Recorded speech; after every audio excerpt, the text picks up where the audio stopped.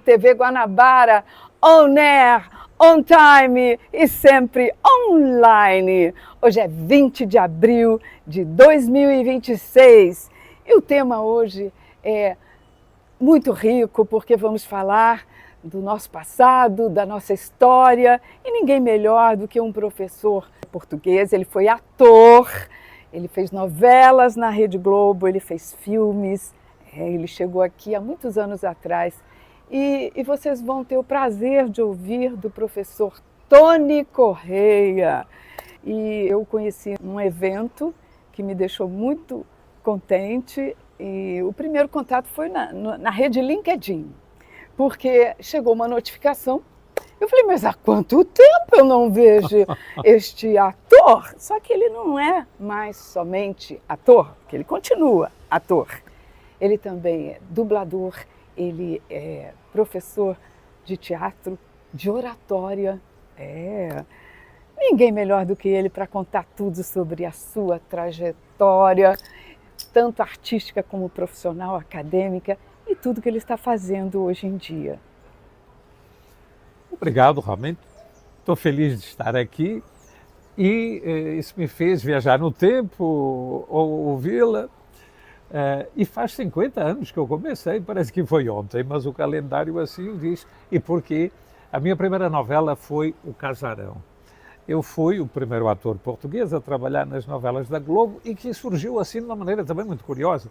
Eu estava em frente à Globo, tem até hoje, ou pelo menos até há muito pouco tempo, uma padaria chamada Século XX. E eu tinha acabado de chegar de Portugal e ali na padaria pedi para o garçom, opa, dá uma Coca-Cola. Aí o senhor olha para mim assim, você é português? Você é ator? Falei, não, mas gostaria muito de sê-lo. Aí já falei bonito. E ele se apresentou e diz, olha, eu sou Moacir Deriquém, produtor da novela das 8, nós estamos precisando de um português para trabalhar no Casarão. Você não se importa que eu apresente o Daniel Filho, diretor da novela? Com todo o prazer, logo, lá engoli, atravessei a rua e entrei no Estúdio A, que era ali no Jardim Botânico, na época. Isso foi ela estreou em junho de 76, então estamos nos aproximando justamente do jubileu desses 50 anos. Depois eu posso contar mais alguns detalhes que foram curiosos. Eu cheguei, estavam gravando as últimas cenas de Pecado Capital.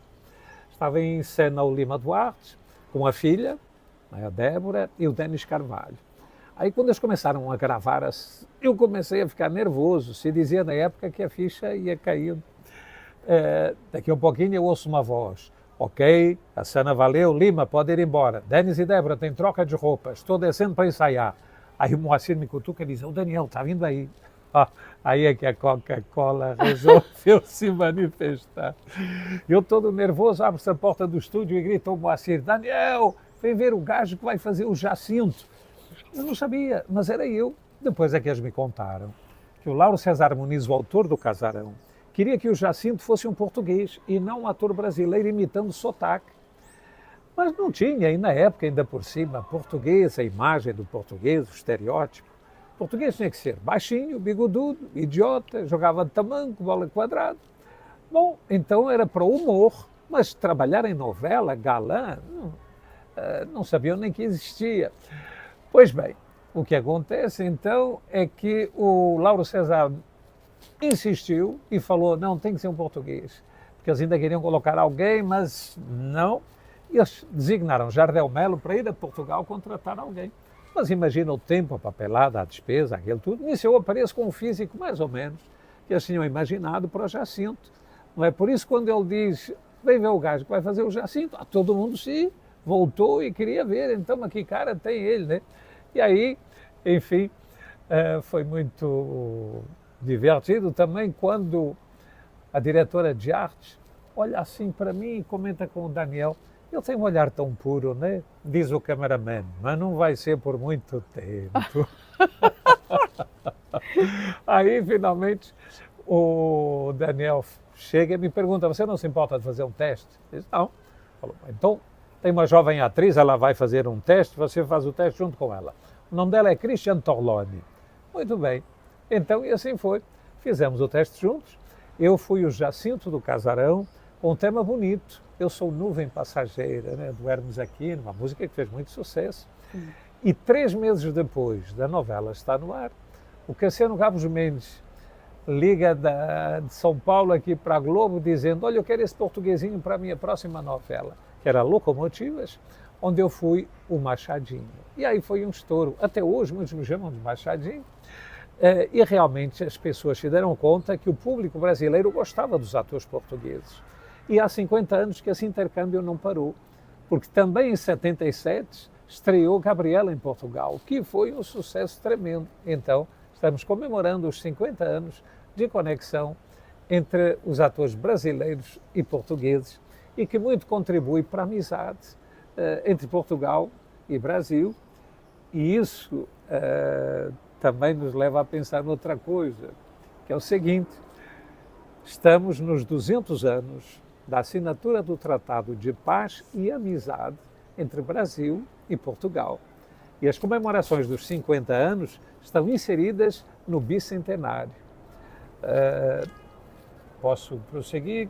Perfeitamente. Então, já agora, para bicentenário, mas como, Tony? Bom, quando Dom Pedro I disse independência, tá bem, aqui todo mundo concordou, mas lá na Europa não, nem Portugal, nem os países europeus. E começou a Guerra da Independência, de que pouco se fala, mas os canhões é quem falavam. E, sobretudo, a Marinha, que agiu. 3 anos depois, então em 29 de agosto de 1825, é que Dom João VI, de um lado, e Dom Pedro I, do outro, na verdade pai e filho, calaram a boca do canhão.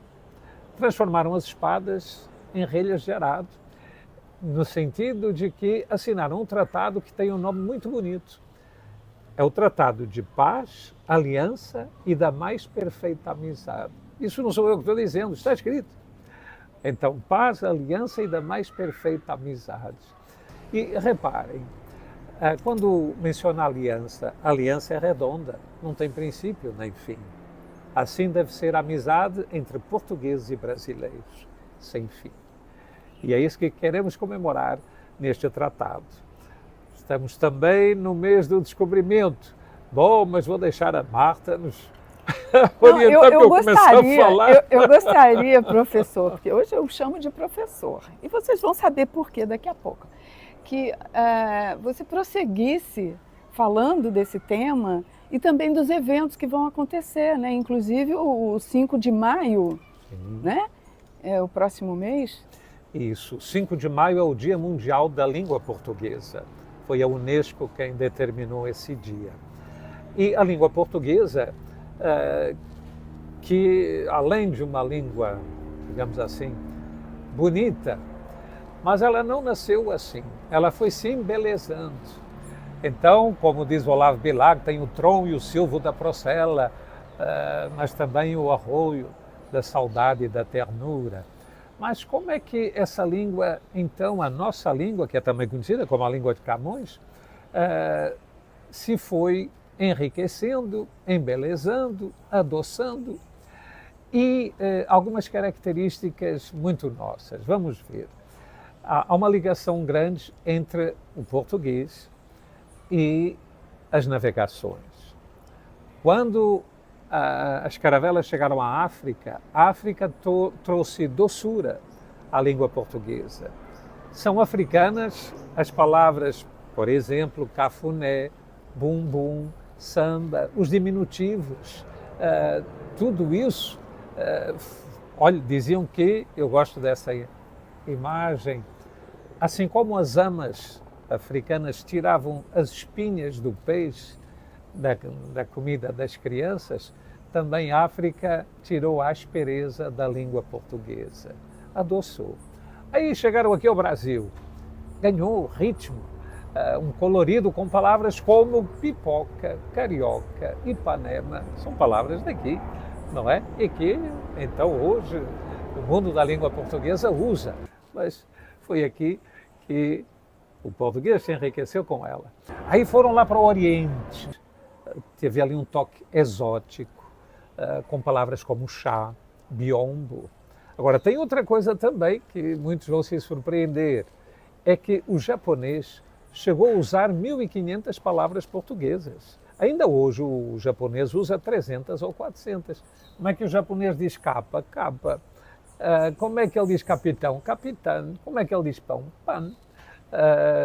Então, e olha, tempura. Tempura tem tanto o nome quanto o prato mesmo, são portugueses, não é?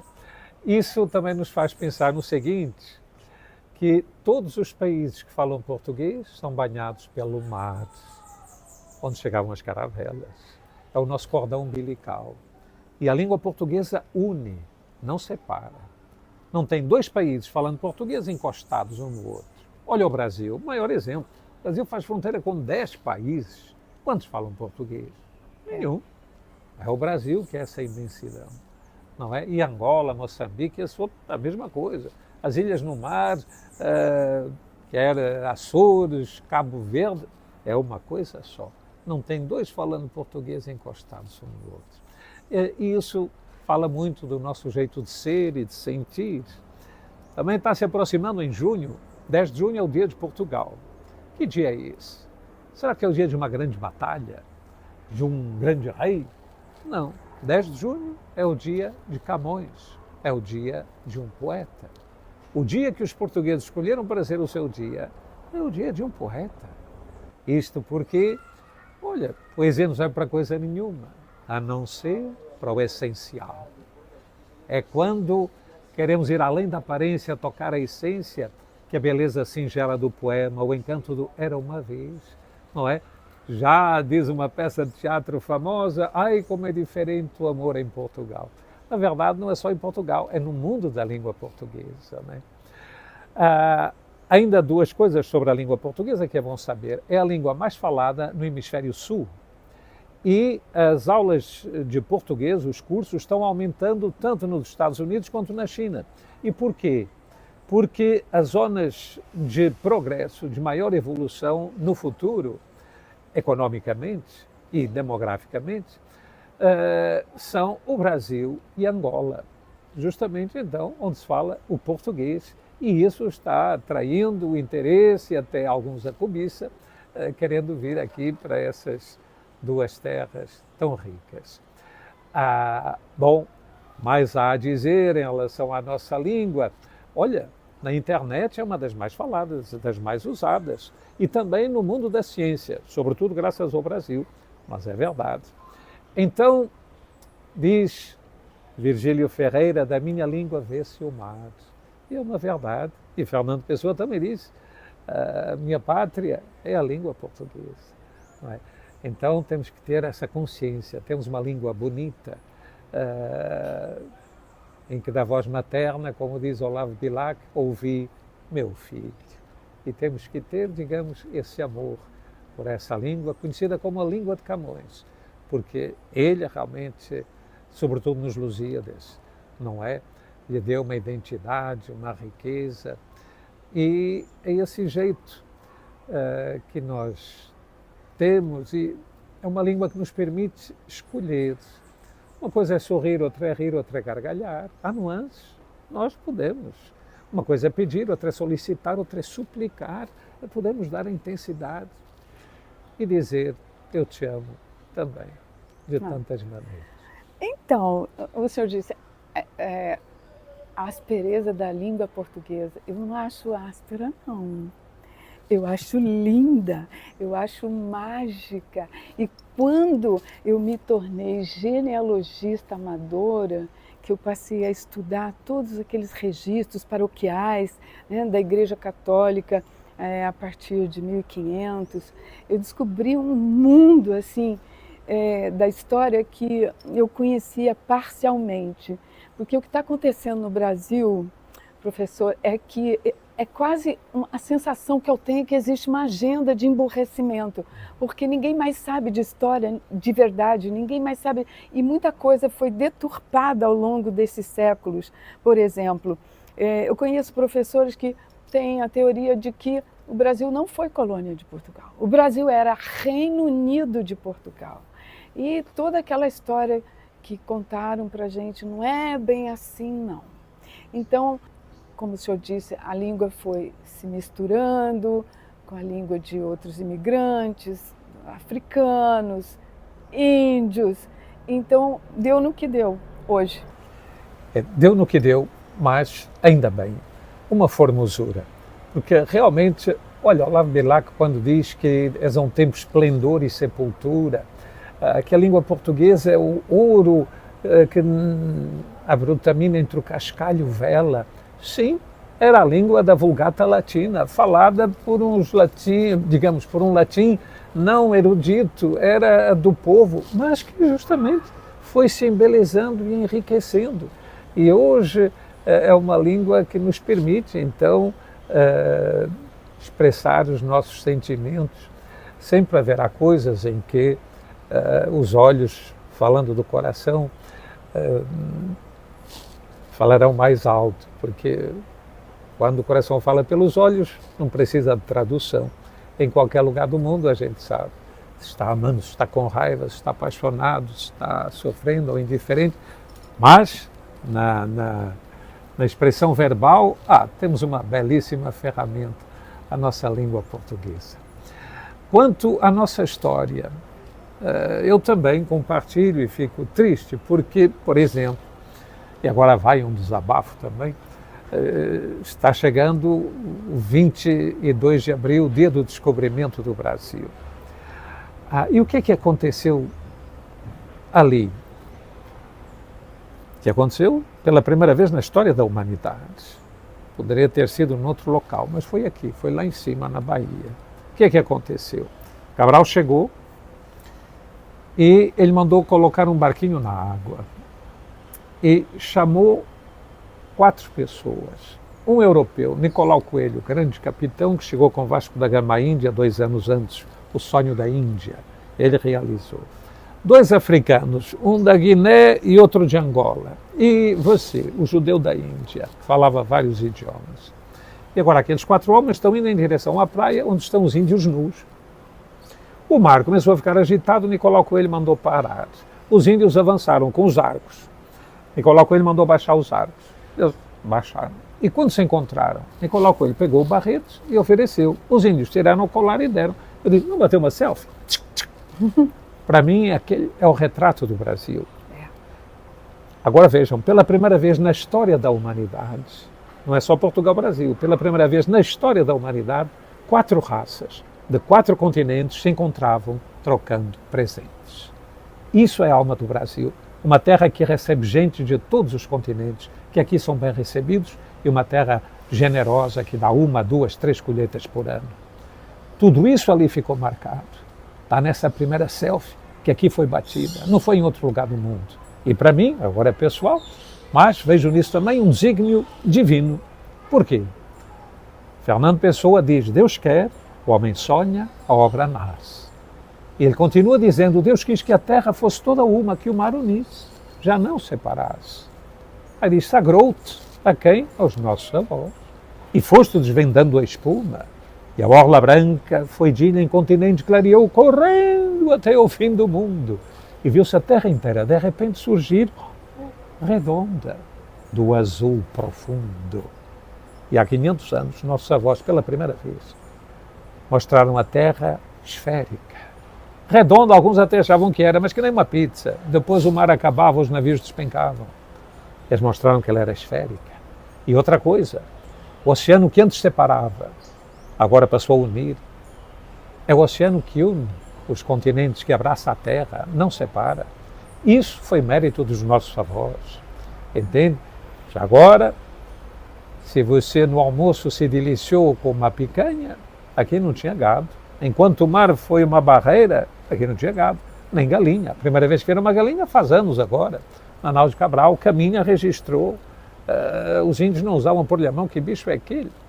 Não é? Já por outro lado, em Portugal, se você se delicia com bacalhau com batatas, e que gostoso, Portugal não tinha batata, nem a Europa, nem a Itália conhecia o seu tomate. A Margarita não sabia quem era o seu tomate. Porque, para compreendermos bem, batata, tomate, milho são originários do lado de cá do mar. Enquanto então ele foi uma barreira, lá do outro lado ninguém conhecia. Por outro lado, as hortaliças, o gado, isso sim, era lá que tinha. E foi quando nossos avós abriram caminhos do mar e transformaram aquele muro numa ponte e uniram os continentes, que essas coisas deliciosas aconteceram, esses belos encontros. Então, estamos numa época em que devíamos destacar tudo isso. Primeiro, estamos agora impressionados com o homem que foi à Lua, ou pelo menos deu, e quando fica 20 minutos sem comunicação, parece que é realmente algo extraordinário.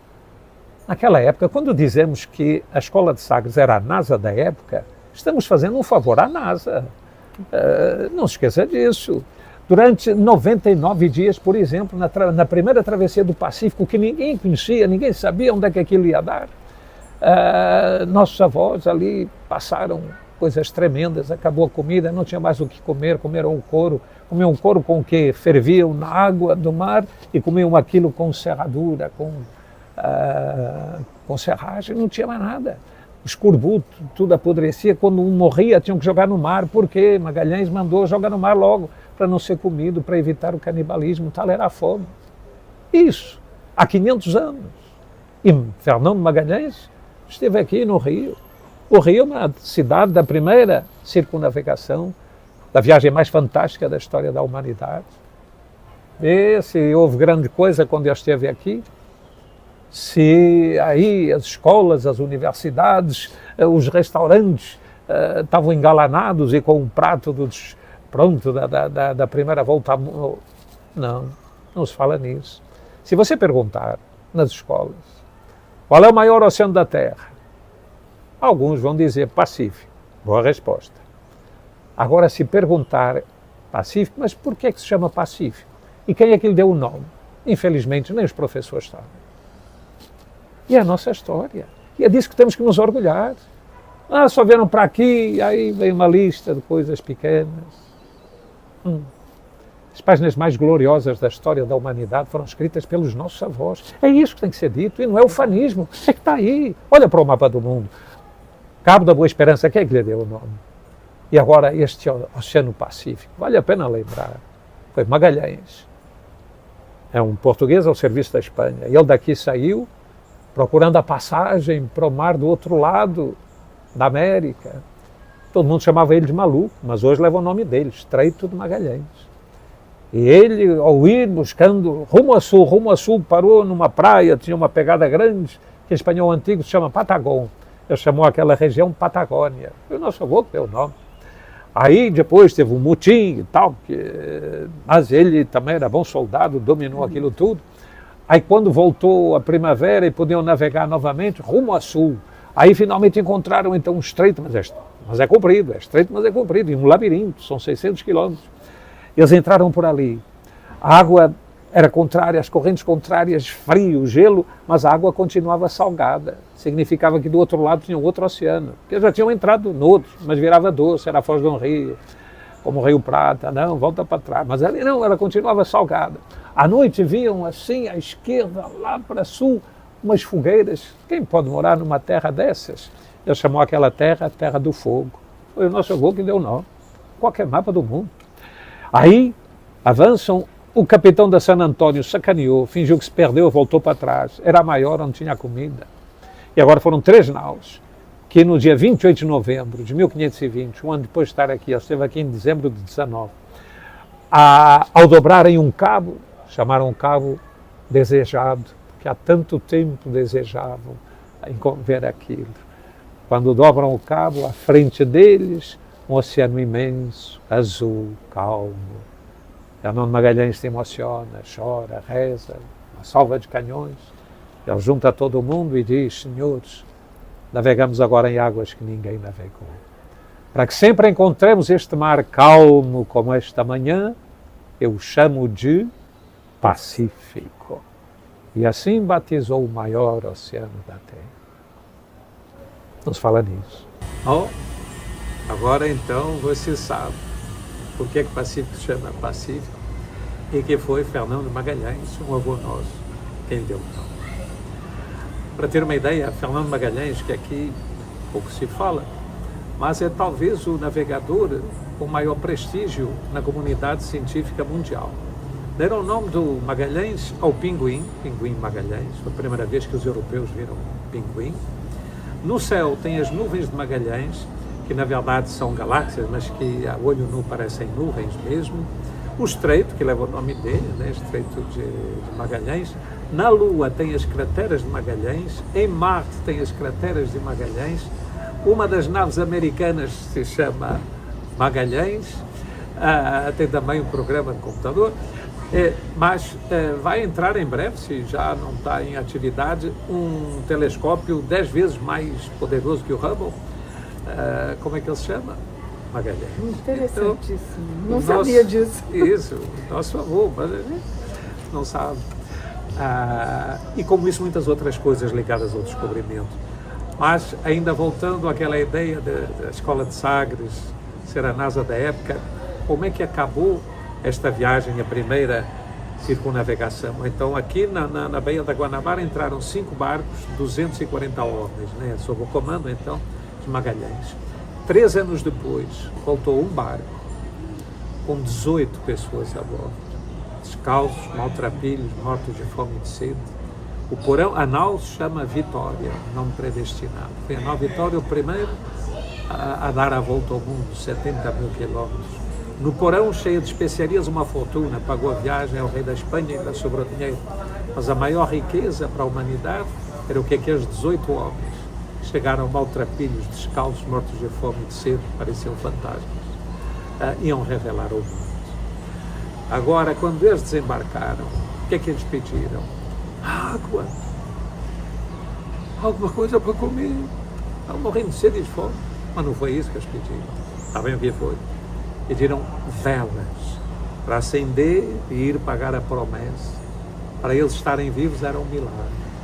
E é no meio da tempestade, quando o fio que nos liga à vida é mais frágil que o da teia de aranha, que o joelho dobra, que acaba a vaidade, e acaba a manha, e a alma se eleva, reza, faz a promessa. Eles diziam, para aprender a rezar, vai navegar. Isso nos lembra uma música do Paulinho da Viola, que diz, timoneiro, né? Não sou eu quem me navega é o mar. E lá ele diz, o que o pai contava, que o mar não tem cabelos. E não tem onde se agarrar, só lá em cima. Então, para aprender a rezar, vai navegar. Mas tem também aquela música, né? Navegar é preciso, viver não é preciso. A história é maravilhosa. Que bonito. E realmente isso nos faz viajar. Porque há pouco eu falei, eles chegaram a ficar 99 dias vendo céu e mar. Onde é que eu estou? Como é que eu volto para casa? Não tinha GPS. Né? Então, como é que eles fizeram isso tudo e não se perderam? Eles não se perderam porque a escola de Sagres sabia muito bem que navegar é preciso. Se baseia na precisão dos astros, na precisão dos instrumentos e na precisão da matemática. Nessa altura do Sol e das estrelas, e com a matemática calcula a latitude. E a latitude junto com a velocidade, e olha outra coisa. Como é que se mede a velocidade de um barco? Hoje, em nós, eram os nós da corda dos nossos avós. Até hoje não encontraram nada melhor para medir a velocidade do barco e não só do barco. É tão bom que a aviação pediu o supersônico, mede a velocidade em nós, os nós da corda dos nossos avós. Ninguém fala disso. É tanta coisa, professor. Sim. Então, vocês precisam estar presentes no dia 5 de maio, no Centro Cultural da Justiça Federal. Vamos falar mais desse evento. É verdade. Então, ali na Cinelândia, né, uma iniciativa do Instituto Cultural da Marinha Mercante, como é o Dia da Língua Portuguesa, o Dia Mundial da Língua Portuguesa. Então, eu fui convidado, me sinto muito honrado em apresentar o Navegar é Preciso, que é um espetáculo, que é realmente a história, a nossa poesia extremamente motivacional, e em que eu abordarei, como fizemos aqui, também a ligação das caravelas com a língua portuguesa. Mas é realmente a autoestima vai lá em cima, você sai motivado a encarar. Não podemos dirigir o vento, mas podemos ajustar as velas. É o que os nossos avós fizeram, senão como é que eles ficaram aqui? Quando o vento era o contrário, iam embora, não voltavam mais? Não. E outras que são conhecidas como estamos todos no mesmo barco, sim, mas remando junto na mesma direção. Não é? Isso também para o dia a dia, para casa, para as empresas, quando, por exemplo, faz um chamado brainstorming. Ok, você dá a sua opinião, outro dá outra, outra. Aí definiram. Porque se eu perguntar, e eu faço isso, olha, fecha os olhos, levanta o braço e aponte para o norte. Aí o pessoal, sim. Aí diz, agora segura o braço e abra os olhos. Eu diz que é para aqui, eu diz que é para ali, eu também não sei onde é. Mas eu pego uma bússola e digo, olha aqui, está bem? E o que é que eu quero dizer com isso? Que há momentos em que você deve dar a sua opinião mesmo, e outros também. Mas uma vez que foi tomada uma decisão, agora é todo mundo torcendo para dar certo. Não é torcendo para dar errado, para dizer, eu não falei, eu já sabia. Nada disso. Isso não está no mesmo barco. Estar no mesmo barco é isso. É agora, com o mesmo propósito, põe quanto és no mínimo que fazes, para se chegar lá. Uma das grandes, foi isso que permitiu realmente poder avançar, mas uma das grandes lições que os nossos avós nos dão é que eles tinham uma boa comunicação. Cada vez que um capitão voltava para Lisboa, ele ensinava tudo o que havia aprendido. Assim o outro saía com todo o conhecimento adquirido. Por que que Vasco da Gama, quando veio, abriu como se fosse para o Brasil, quase chegou aqui? Eles viram até aves que iam como para a terra, porque a gente não sabe, mas naquela época, só pelo voo das aves, quem estava habituado no mar, sabia pelas algas que tinha, se tinha terra perto ou não. E eles escreveram que viram aves voando como para a terra. Mas a ideia deles não era descobrir, não era chegar ao Brasil, era chegar à Índia. Mas isso dele abrir, que é conhecido como a genial volta do mar, que é, em vez de seguirem pela costa da África, não, vêm como se fosse para o Brasil, para aí pegarem os bons ventos que lhe permitem dobrar a África. Isso foi Bartolomeu Dias, que chamou, que é o primeiro que dobrou a África, e que chamou aquele cabo das Tormentas, porque até hoje é um tormento. Quantos lá ficaram? Olha, Cabral saiu daqui, 4 navios afundaram lá, entre eles o de Bartolomeu Dias, que lhe deu aquele nome. E foi Dom João II quem, vendo mais além, já vislumbrando a realização do sonho de chegar à Índia, lhe diz, não, meu capitão, não lhe vamos chamar o Cabo das Tormentas, vamos lhe chamar Cabo da Boa Esperança, pois agora temos certeza de chegar à Índia. E assim foi. Que espetáculo! E Vasco da Gama lá chegou. Mas então o que eu quero dizer com isso? Quem disse ao Vasco da Gama que ele tinha que abrir? Foi Bartolomeu Dias. Então, transmitiam conhecimento. A boa comunicação era essencial. E assim foram avançando, até que, pronto, o sonho se realizou e chegaram à Índia. E aqui vieram, nós temos na alma a febre de navegar, de sempre querer partir em busca de um porto por achar. Então nós estamos falando da necessidade da precisão dos astros, da precisão. Sem precisão não tem navegação, o navio afunda.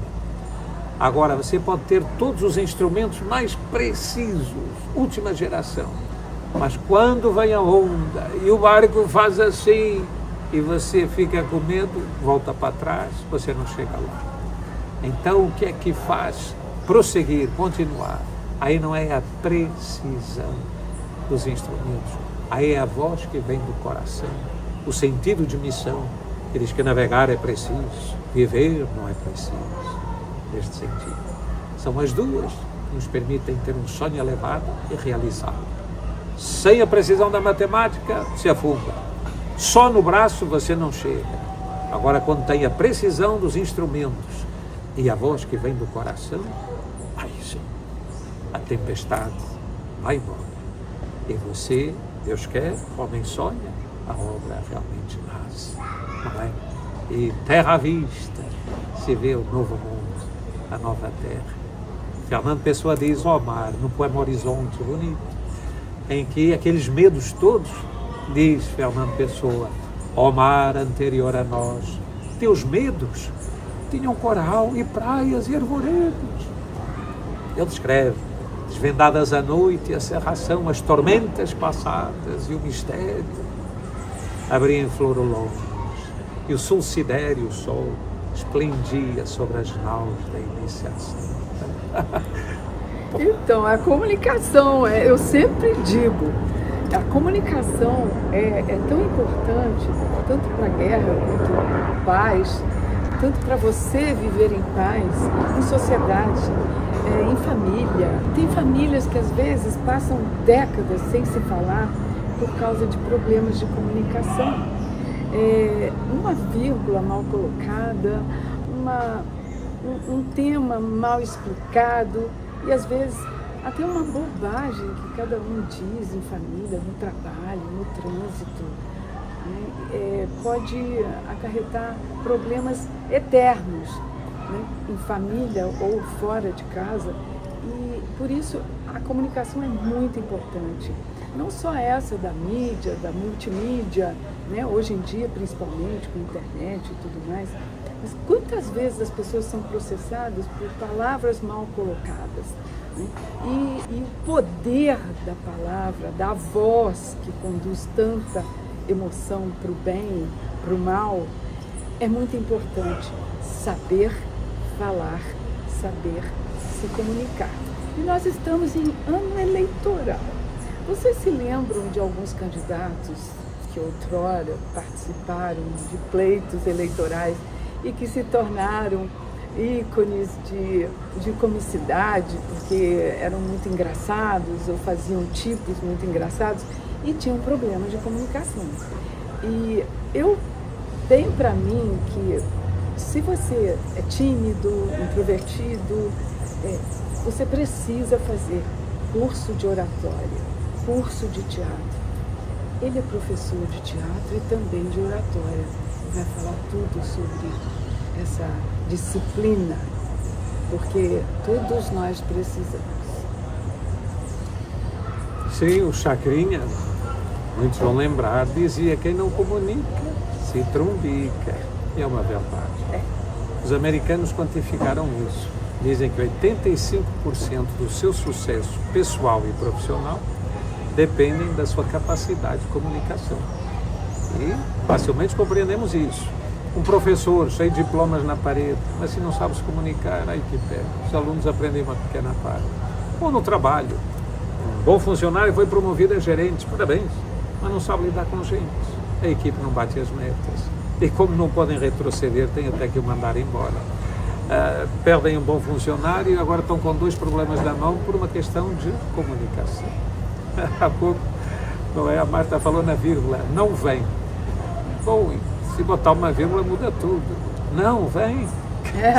Exato. Só isso. Mas, por exemplo, aqui tem a ver agora com o tom. O tom, quer ver?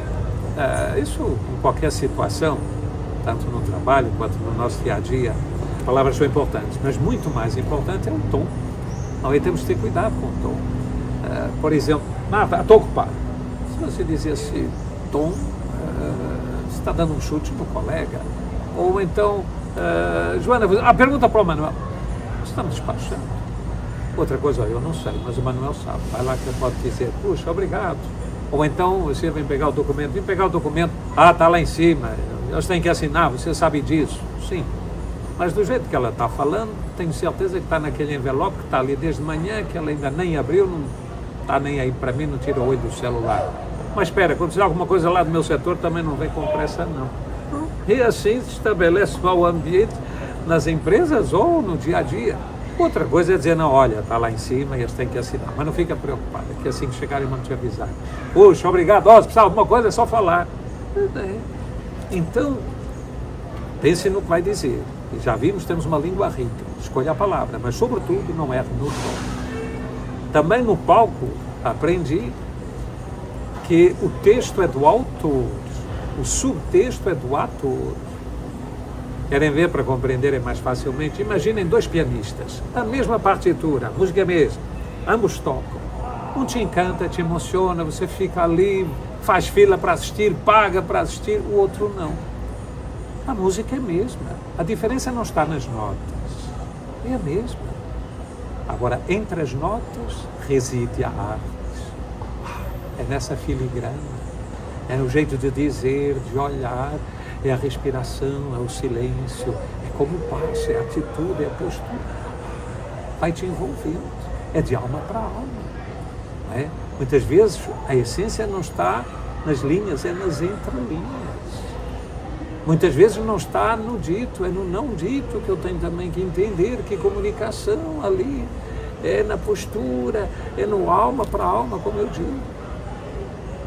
Ora, uma coisa é falar para os ouvidos, outra é tocar o coração. Não é? Se você fala mecanicamente, você até pode falar bem, mas quem está te ouvindo não retém, não guarda. A outra coisa, olha, eu nunca me esqueço o que ele falou. Pois é, até porque a memória falha, mas o coração nunca se esquece. Por isso você lembra, como eu, de um professor, há quantos anos?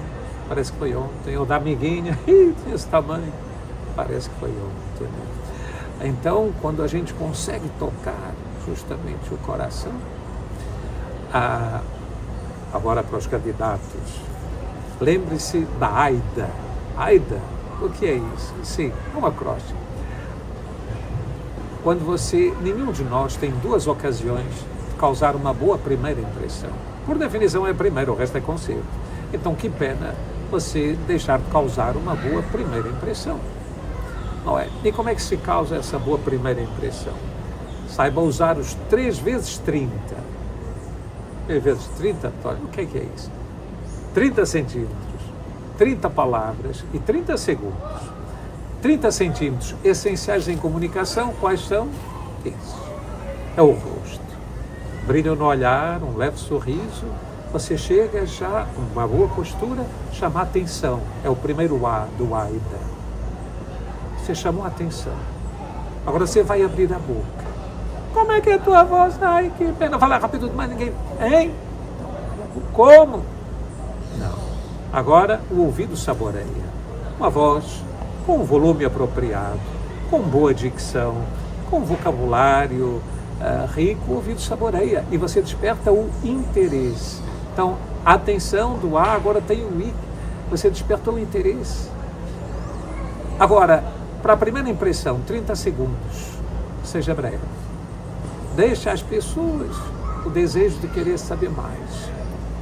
Aí você vai levar o índice de escuta. São elas que vão querer saber. Primeiro, interesse mais por elas. Ouça o que dizem. Mostre realmente interesse. E aí sim, agora quando você falar, você vai criar o desejo. Já temos o A da atenção, já temos o I do interesse, agora criamos o desejo das pessoas. E o que é que isso acontece? Uma coisa é convencer, outra é persuadir. Quer ver? O médico facilmente nos convence. Olha as análises. Pressão lá em cima. O sal nem pensar nisso. E o colesterol. Torresmo, vai a Minas, torresmo, nada disso. E você, pulmão. Parar de fumar. Você sai dali convencido, realmente.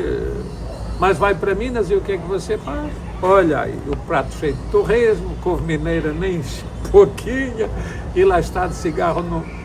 Ele convenceu, mas não persuadiu. Para que haja persuasão, tem que passar pela emoção. Emoção significa emover, é o que leva a ação. Aí sim, aí depois vem de você. E você não precisa que te mandem, é você quem vai cuidar e vai botar a sua couve mineira e fazer o que deve. E nós temos o A da ação. Então, você soube despertar a atenção, você soube chamar a atenção. Quando você chega ainda sem dizer nada, só pela postura, o jeito como está e tal. Aí você abriu a boca, o ouvido saboreia. Você chamou, despertou agora o interesse, criou o desejo e agora, com os bons argumentos, leva a ação. Não é? Se está pedindo voto é uma coisa, se está ensinando é outra, se está dando um conselho é outra, mas enfim, há uma ação em função desse seu jeito de ser, de estar, de falar, e que leva as pessoas à ação. Nós devemos ser como o sal na comida. Bom, foi Jesus quem disse. Luz do mundo e sal na comida. Então, quanto à luz, é fácil.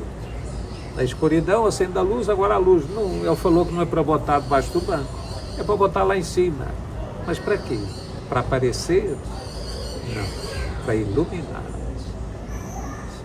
Senão é grande eloquência. Você, olha, ele fala assim, mas não diz nada, nada que nos interesse, que nos ajude, que nos faça crescer.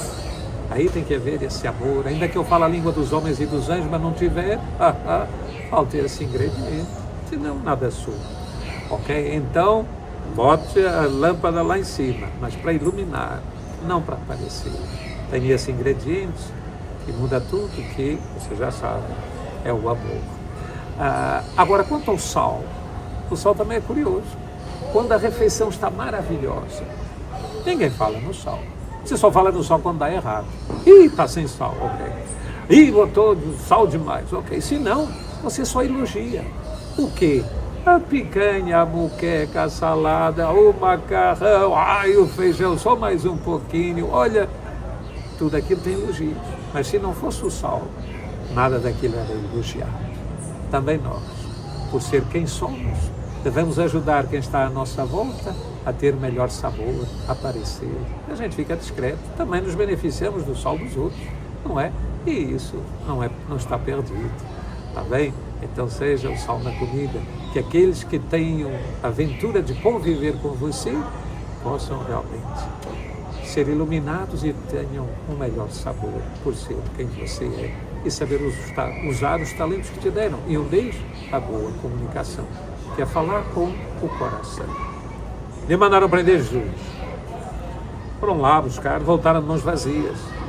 Eu questiono, por que foram lá para o prender? Tinha autoridade, poder para isso, por que não prenderam? Qual foi a razão? A razão foi, eles disseram, nunca homem algum falou como Deus. Olha o poder da palavra. Você está falando de Jesus, né? Sim. Estava pensando nisso, porque sim, as palavras dele ecoam até hoje. Isso, e a Bíblia diz que morte e vida estão no poder da língua. Faça bom uso, mas que dá poder, dá. Também pode ser para manipular. Exato. Mas não há dúvida que as palavras têm poder, é como uma faca. O cozinheiro ali nos faz uma refeição deliciosa, mas você pode machucar alguém. As palavras também. Então, que na sua boca diz que palavras afáveis são como favos de mel, doces para a alma e uma cura. Seja uma cura, seja um consolo para alguém. Às vezes a pessoa, mais do que um comprimido, está precisando justamente de uma palavra consoladora. Mas, cito o Pequeno Príncipe. Por quê? Uma lição que a raposa dá ao Pequeno Príncipe foi o seguinte: a linguagem é fonte de mal-entendidos, então cuidado, porque é um falar e dois entender, dois ou mais, né? Então, cuidado com o feedback. É isso mesmo que o que eu falei, é isso que entendeu? Então, não se esqueça, porque uma coisa é informar, outra é comunicar. Até o século XVI, comunicar era sinônimo de comungar. E pode haver informação e não ter comunicação. Eu estou sorrindo porque me lembra uma historinha, é que quando se fala nessas coisas uma puxa a outra. Mas então essa historinha é rápida. Numa cidade, enfim, numa estrada do interior, aí um senhor no carro, tranquilo, aí quando se aproxima de uma curva, vem um carro na contramão, ele desvia, quase bate nele, é uma garota que grita, cavalo, e ele, faca! Irritadíssimo, acelera o carro, entra na curva e bem no meio da curva, um cavalo. Pum.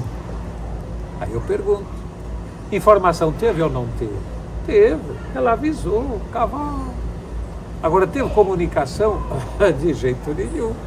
Ele não entendeu, em vez de agradecer, xingou, em vez de tomar as devidas precauções, querer frear, acelerou, e agora lá está ele, coitado do cavalo. E numa turma me disseram, professor, e ela está até agora procurando a vaca. Não é porque um bom julgador por si se julga. Bom, mas concluo com o Pequeno Príncipe, então, porque a raposa, a outra coisa que lhe diz ao Pequeno Príncipe é o seguinte, que ela até chamou de segredo. Diz que o essencial é invisível aos olhos, só se vê bem com o coração. E assim é a comunicação, e Jesus assim o mostrou. A boa comunicação é falar com o coração, é de coração para coração.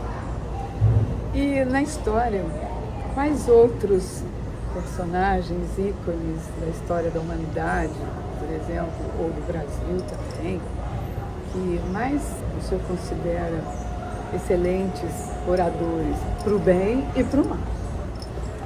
Sim, mas tá, a palavra dá poder, agora veja como usa. Teve grandes, se começarmos lá atrás mesmo, eu uso Demóstenes. Demóstenes por quê? Se consultarem aí, Demóstenes vai sair como o maior orador grego de todos os tempos. Só que, talvez vocês não saibam, é que Demóstenes tinha uma voz fraca, má dicção e um tique. Uma vozinha assim, e com a dicção. Como é que ele ia falar numa praça grande? Quando falou, ninguém gostou. Mas ele não desistiu, foi lá, falou de novo. Ninguém gostou. Por quê? Mas por quê, gente? Aí, sabe o que é que ele fez para melhorar o volume? Foi falar junto ao mar, até que a voz dele se sobrepusesse ao barulho das ondas. Também falava subindo e descendo as dunas, para fortalecer a caixa torácica. Isso é uma das coisas que no curso ninguém sobe num palco sem aprender a respirar, a andar e a olhar. A primeira coisa é a respiração. Sem ar ninguém fala. E quando está tenso, ninguém tem voz bonita. Porque precisa dessa vibração, senão vem aqui para cima, é uma pena. Então, isso aí, a primeira coisa é aprender a respirar. E sobretudo a respiração diafragmática, que é para você controlar o ar, a saída dele, com o diafragma. Aí mesmo numa frase mais longa você fala, senão tem que parar e engolir. Engolir é pausa, pausa é vírgula, pode alterar o sentido. Bom, e de qualquer maneira perturba a fluência. Bom, mas então ele agora já tem um bom volume. Tem que trabalhar mais alguma coisa? Tem, a dicção está ruim. Sabe o que é que ele fez? Até hoje os atores têm um processo semelhante. Ele pôs pedrinhas na boca e começou a falar, articulando. Nós temos 30 músculos no rosto e não os exercitamos. Ingrediza um P e um B sem encostar os lábios. Ingrediza um T e um D sem encostar a língua nos dentes, lábios dentais.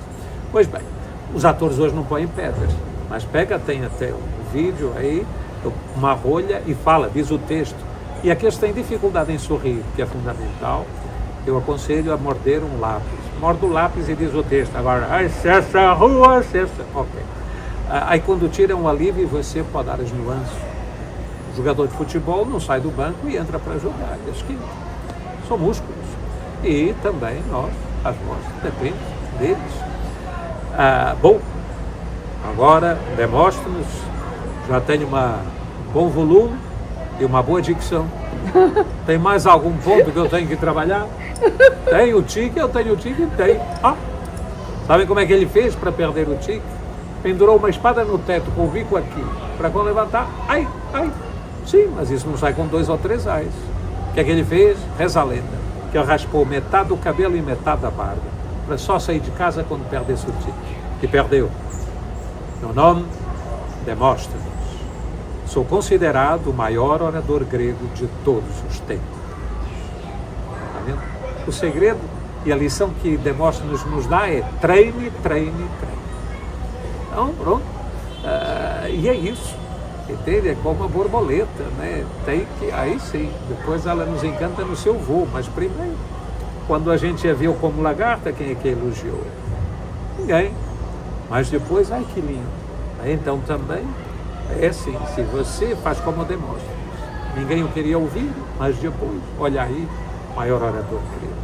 Agora, outras figuras que, assim, na história, agora da história mais recente, eu vou citar, curiosamente, talvez presidentes americanos que usaram algumas figuras de linguagem que realmente nos ajudam.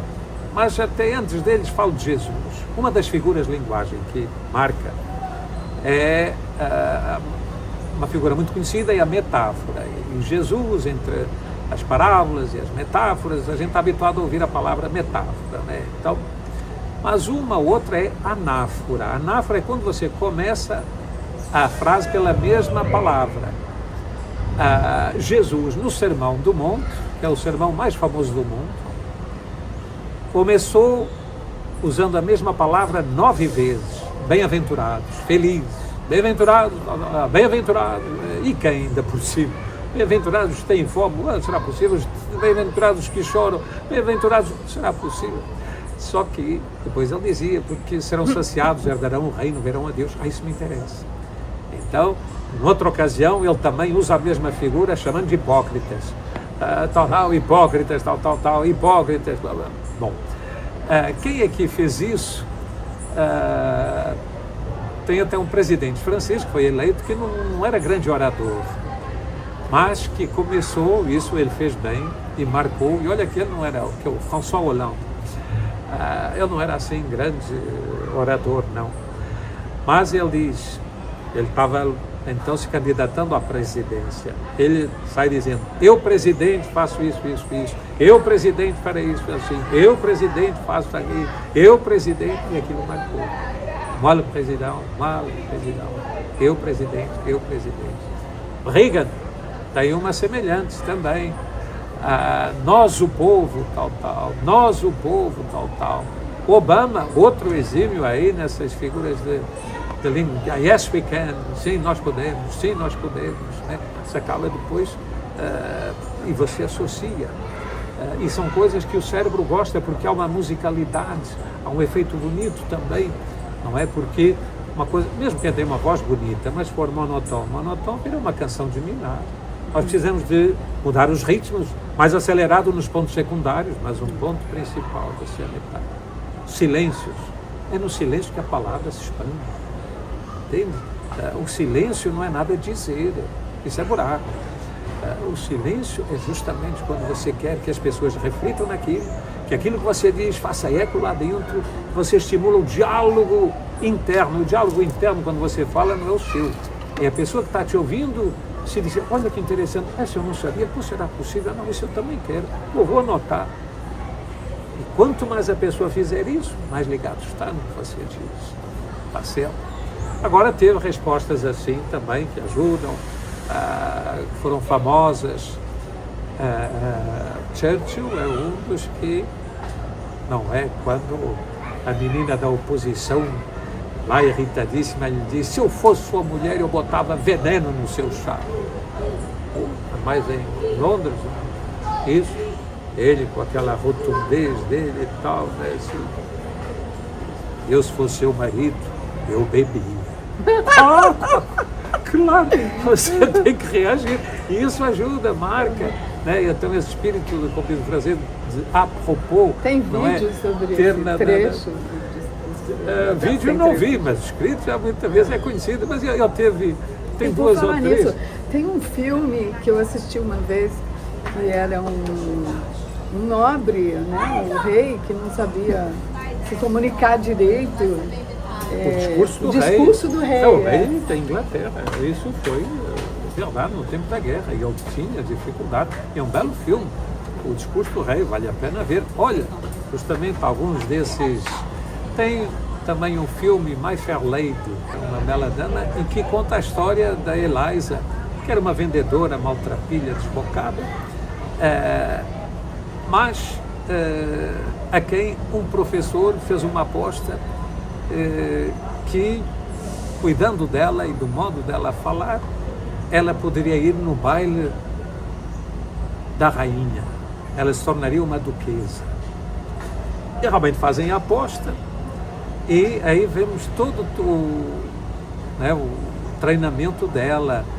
É um filme bonito, porque depois também tem aquele romance, mas enfim, o que ali mostra é realmente como alguém que fala mal no início do filme, depois a cena em que ela aparece para ir no baile, porque se ela não fosse uma duquesa, ele realmente, socialmente, estava arruinado, né? Então, é convidado da rainha, leva e apresenta alguém como sendo uma duquesa, e é desmentido pelos modos dela, logo se vê que não. Então, não era só uma pequena aposta. Mas então, quando no dia em que eles vão para o baile, que ela desce as escadas, linda, e agora, aquela postura, descendo, o olhar, a voz dela. Mas ela não está apenas vestida como duquesa. Ela é uma duquesa. Quando ele sai, ele faz algo que ele nunca faria a uma duquesa. Porque é ele o amigo dele, né, o que paga a aposta se ela for mesmo, né? Quando ele sai, ele vai direto para a porta e dá as costas para ela. Ela não sai do lugar. Ele se toca, vem, e aí sim, dá o braço. Ela é uma duquesa. Então essa transformação não pode ser só da casca, cá fora, tem que vir de dentro. A boa comunicação lá está. É falar do coração, mas daquilo que o coração sente. Aí sim será a sua assinatura vocal. Quando você fala o que pensa e vem do coração, esse é você. Jesus não precisou de muito para que Maria Madalena descobrisse quem era. Ela achou que era o jardineiro. Ele disse: Senhor, me diz onde está o corpo, eu vou cuidar dele. E ouviu dizer: Maria, meu Deus, meu Senhor, e já se abraça a ele. Jesus tinha assinatura vocal. Assinatura vocal. Isso, nós reconhecemos um cantor, né? Olha, fulano, pronto, porque realmente a voz dele nos diz.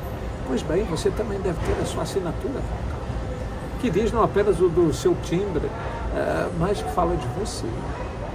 Tem que, aí é o jeito de você falar, e tudo que vai junto, a linguagem verbal, não verbal, a metalinguagem, tudo. Entender? Esse é você. Agora, se você se esconde, sabe aquele... E que hoje essa assinatura digital tem que ser registrada por causa da inteligência artificial. Porque tem muita gente sendo copiada aí. Isso. A própria voz, quando você atende o telefone, tem um golpe. Quando você atende o telefone, se você responder, a emissão da sua voz pode significar problemas, porque tem gente clonando a sua voz com a inteligência artificial, imagem e tudo, né? Então, quando você falou em assinatura vocal, né? Eu lembrei disso. Sim, foi bom chamar a atenção e temos esse cuidado. Por outro lado, cuide da sua assinatura vocal. Por quê? O tolo fala para dizer qualquer coisa. O sábio fala quando tem algo para dizer. O sábio ainda faz outra coisa. Ele não diz tudo o que pensa, mas pensa em tudo o que fala. A razão é simples. Antes de você falar, você é o dono da palavra. No que falou, está falado, você vira escravo. Falou, está falado. Como a coisa, não, eu não falo isso. Aí aparece o videozinho, ele dizendo aquilo tudo. Então, tenha esse cuidado, né? Seja você falando com sinceridade. Sabe que a palavra sinceridade, segundo uma raiz, significa sem cera. E que cera é essa? É que eu fazerem as ânforas, não é? Às vezes, então, pronto, o artesão, lá, o oleiro, o vaso rachava. E para disfarçar, eles passavam uma cera. Então, quando você, ao vender, queria dizer que o seu que era bom, dizia: olha, leva o meu, é sem cera, sem cera. Então, isso virou sinceridade, porque você não está escondendo nada. Entende? Você é sincero. Pois bem, que a sua assinatura vocal assim seja, sem cera, neste sentido, com a sua voz. Realmente, não aquela que pela timidez ou assim. Não, vamos cuidar disso para que realmente seja você. Temos uma voz... enfim, vou... Eu posso citar uma criatura que se tornou muito conhecida no Brasil, um político. Ele se tornou muito conhecido porque ele, mesmo sem tempo de televisão, ele se tornou famoso, admirado, defendido, que foi Enéas. Meu nome é Enéas. Ele só tinha 8 segundos de televisão para falar sobre a candidatura dele. Ele só falou isso. Meu nome é Enéas. Isso, primeiro ficou aquilo, meio anedótico, mas depois entendemos que não. Na verdade foi uma boa estratégia e lá está, ele soube nos criar o desejo. Hoje é muito comum ficar-se a ouvir entrevistas que ele deu, as respostas e como ele tinha razão. Agora a gente tem que reconhecer isso, não é? Então, mas olha, eu diria o seguinte, o milagre da fala. Martin Luther King diz: eu não sou quem eu gostaria de ser, eu não sou quem eu poderia ser, ainda não sou quem eu deveria ser, mas graças a Deus eu não sou mais quem eu era.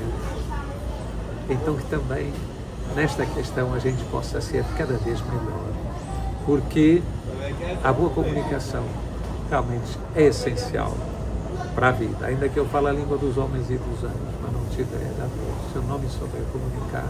Temos de saber também que nós não vemos as coisas como elas são, mas como nós somos. Isso nos ajuda a usar de empatia, a melhor, não apenas entender o outro, mas sentir com o coração do outro. Isso vai nos aproximando. Nossos avós venceram a distância do mar. Hoje nós precisamos vencer a distância que nos separa, às vezes na própria família. Não há mais discussão. A discussão é chato, sim, mas da discussão nasce a luz. Hoje o problema é que o atrito vira conflito, não se passa pela discussão. Na discussão tem que haver uma resultante, ok, e essa é a que nos interessa, porque afinal de contas estamos buscando a mesma coisa. Na empresa ou na família queremos o melhor, só que eu penso assim, bom, mas qual é a resultante? Não é? Da discussão nasce a luz. Porque, olha que interessante, a raiz das palavras também tem a ver com isso. Espera aí, só um pouquinho.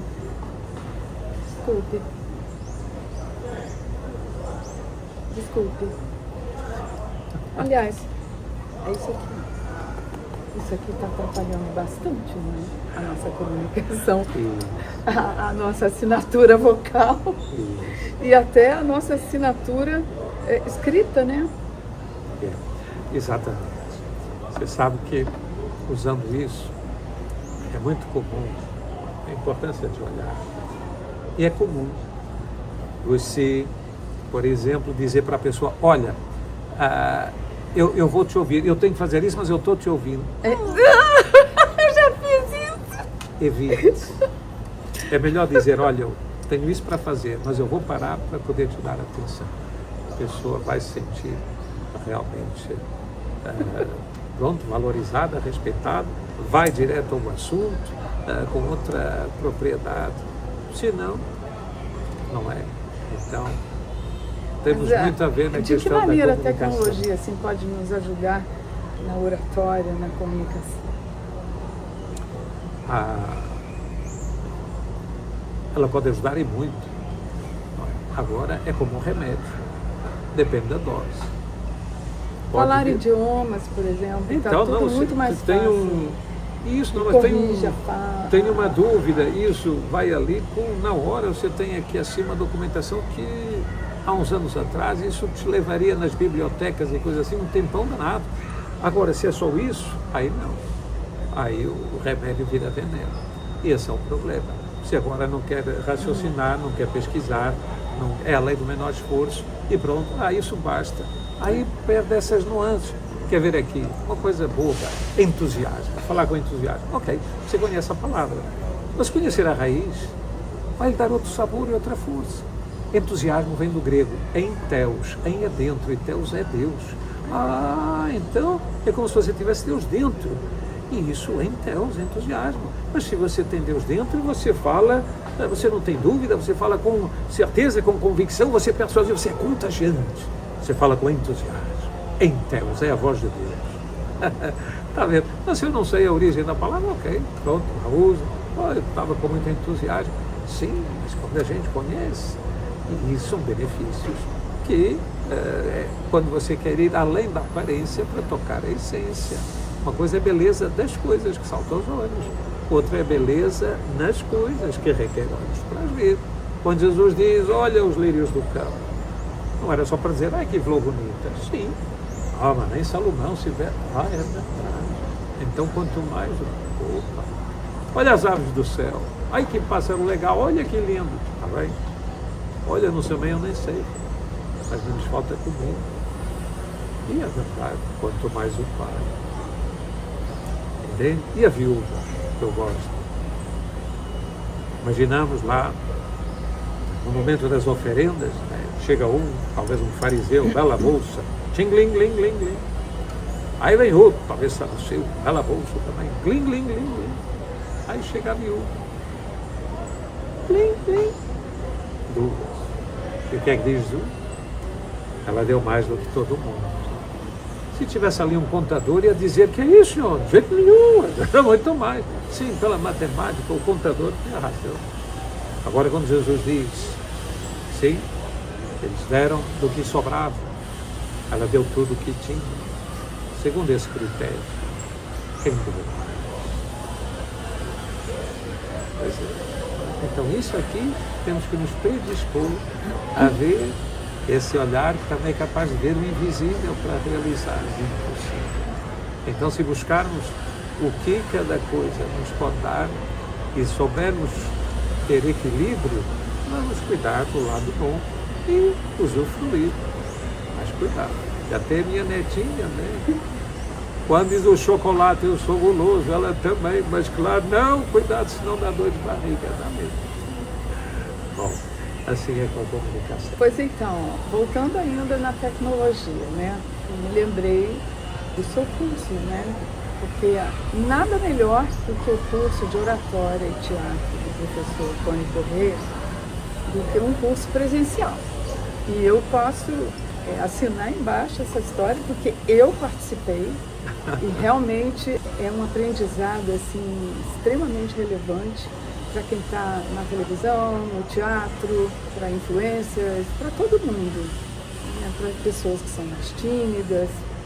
Não precisa ser necessariamente para as atividades profissionais, empresariais, não, para a política.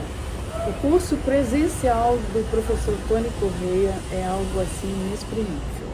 E agora, o senhor pode nos falar, além disso, né, do curso, também o curso online.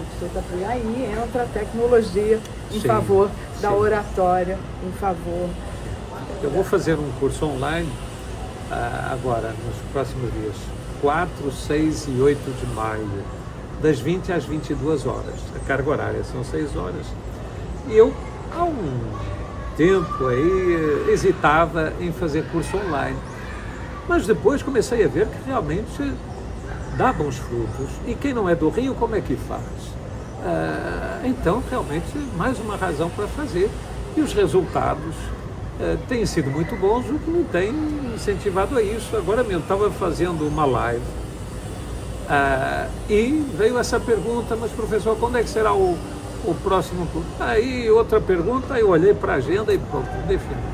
4, 6, das 20 às 22 horas. Presencialmente?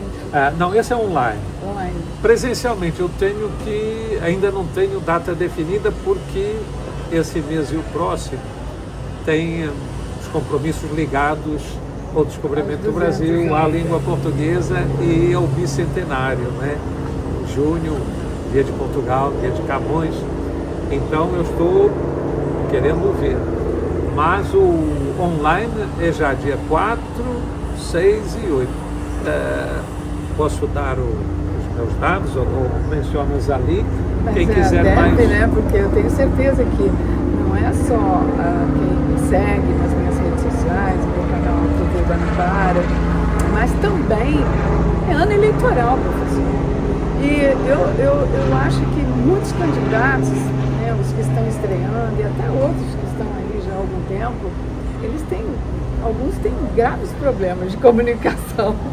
Alguns são até muito cômicos e outros a gente nota não só às vezes por problemas da língua portuguesa, mas também por problemas de fonética, de introversão, né? E eu sugiro aí aos partidos mesmo, isso é uma pauta suprapartidária, supraideológica, para melhorar o nível também de alguns candidatos que têm essas dificuldades. O senhor está disponível também. Sim. Obrigado aí por mencionar. É verdade que estamos num ano em que há uma demanda,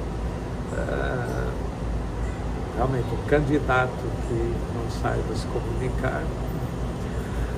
Então é bom que ele cuide disso, né? E o nosso aprimoramento deve ser contínuo, né? Porque sempre haverá, as palavras só têm vida quando tem alma.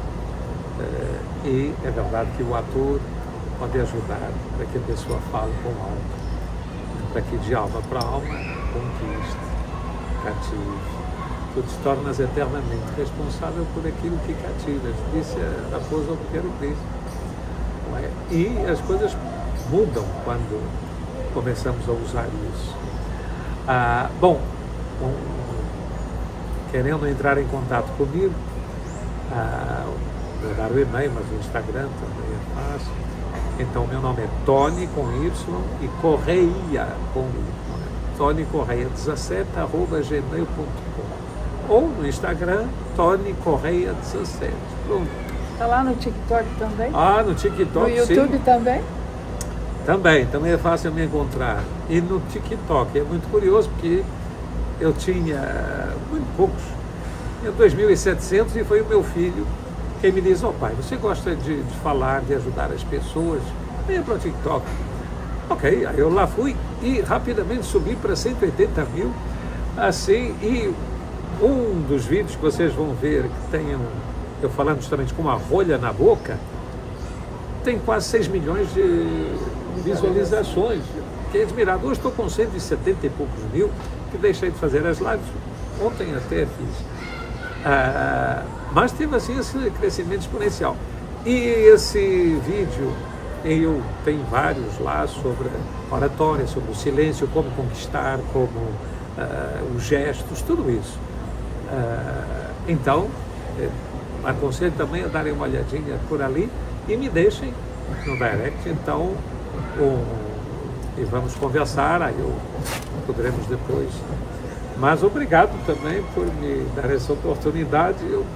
Não, a oportunidade de conhecê-lo surgiu na rede social LinkedIn, que eu recomendo, é uma das melhores.